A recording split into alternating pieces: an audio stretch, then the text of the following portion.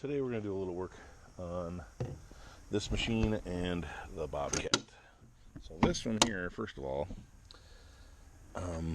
this filter bracket is leaking horribly. This T fits into here, and on the new one that I got is threaded, but on this one it's pressed in, and there's like these two fiber washers. Well, they disintegrate. I couldn't find new ones to fix it, so to get it home, I basically just threw these zip ties on there, and never went back to it. So it's leaking like crazy. So I'm gonna get this cleaned up in here, and I got a new bracket. We'll put that on, and then we'll get some other things to deal with. This dipstick, this rubber is like turned to plastic. It's hard as a rock. This engine's got a little bit of blow by because if you watch the first video that I had of this thing, it was used for who knows how long with no air filter in it at all. So it scored the cylinders. I honed them out the best I could with a little bingo ball honer, but it did what it could do, and it is what it is. So it works just fine. Everything works on it great. But I just got some little stupid stuff to figure out. That's got to get figured out. What else is going on in here? Oh, the reservoir bottle for the antifreeze. That top is dry rotted and worn out. I got to get a new bottle. And then I'm gonna tip up the cab and clean out under there. And I have a new starter on its way. I ordered one. It said it's delivered. It said it was delivered to my mailbox, which is no way.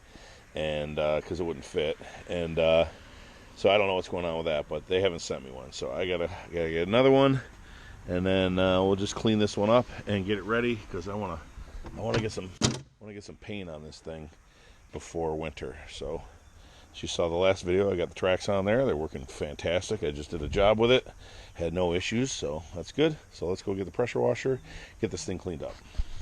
Here is the old one cleaned up, and here is the new one. Looks identical to me. This is a little bit different, whatever, but it's got the straight one coming out of this side, the angle one coming there, and then this top T is threaded. Bolt holes line up in the back, so this is it. So let's go get some tools and some Teflon tape and get this put back on. It's pretty uneventful. Other than this hose here, I feel like it's a little bit too short. I probably had it cut off a few times. But they're all on there. All these clamps are secure. You can see the hoses are dry rotted and stuff, so they're on their way out, and I got to replace them. But I just want to see if it leaks anymore, because this one over here, this is what I was talking about. It had two of these O-rings in it. This one was broken. The other one just came out like little tiny pieces. But this is what I'm talking about. This was just, it's pressed in, and it had some like fiber washers on it.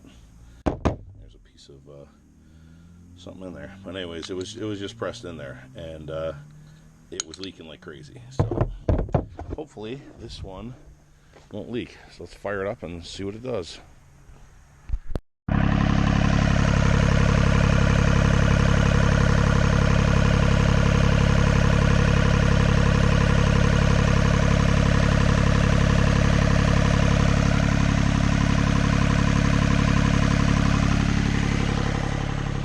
Alright, that fixed one leak. When I first got the machine, it was 5 gallons low on hydraulic oil, and the machine would overheat like right away. And so I put 5 gallons in it, and that's when it started taking an hour. So I was like, okay, well, maybe I have an issue with the cooler. But now I'm kind of thinking maybe my thermostat is stuck open. Right? Because when you fire this machine up, shouldn't it get up to temperature in like 10 minutes? It should get up to temperature in about 10 minutes, and then the thermostat will open and let it cool down, and then shut. So I'm wondering if maybe my thermostat is stuck open, or if there isn't one.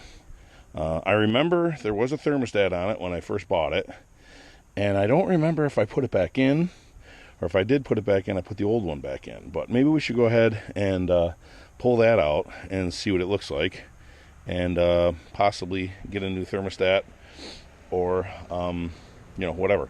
We'll see. My next guess is the heat exchanger for the hydraulic fluid, which is behind this screen here. This is for your AC. This is your AC condenser. Is it called condenser? I think so. This is for the hydraulic, and then this is the radiator for the engine. And yeah, the fan is going the correct way. But like I said, it takes forever to heat up, and then when it does, it just keeps creeping until I let loose the hydraulics. So if anybody's ever had that issue with their machine, you know, kind of let me know and see what's going on. And as far as the bottle being low, the radiator's full, but when it gets hot and this fills up, obviously it leaks out the side here, and that's why I'm low on this. But this is literally 30 hours on the machine, so it's not horrible for that amount of leaking. So I'll fill that back up and get another one of these caps. But if anybody's got any idea of what's going on with my coolant or my cooling system, you know, leave it in the comments below. Well, I must have bought a new thermostat because this doesn't look that old, and it is a 82 Celsius, whatever that converts to. I'll do the math on my 82.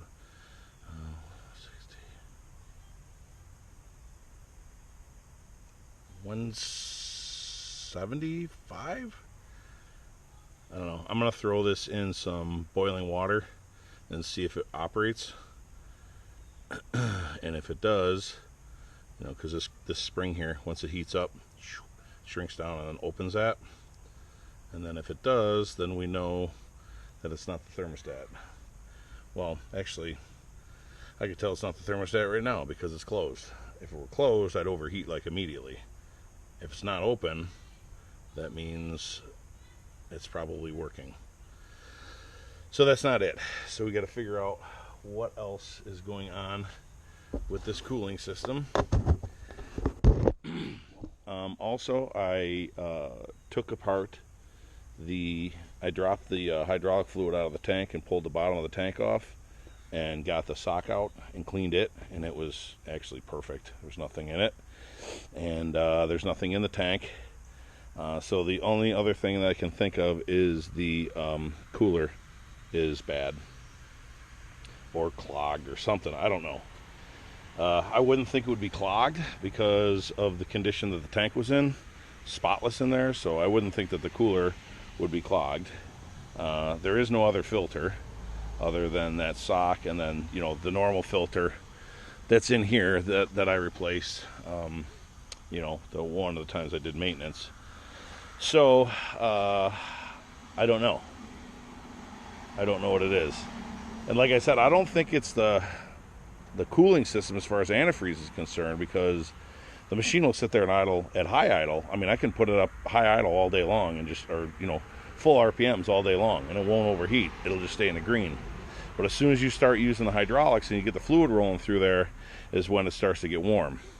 And if it's raining out, all these hoses, all these pipes, they'll steam when the rain hits it. So, you know, they're smoking hot. This tank is wicked hot when you touch it. So I'm leaning towards an issue with that cooler, but I don't know. So again, if anybody has an idea, I've had this issue, you know, just leave it in the comments and let me see what you think.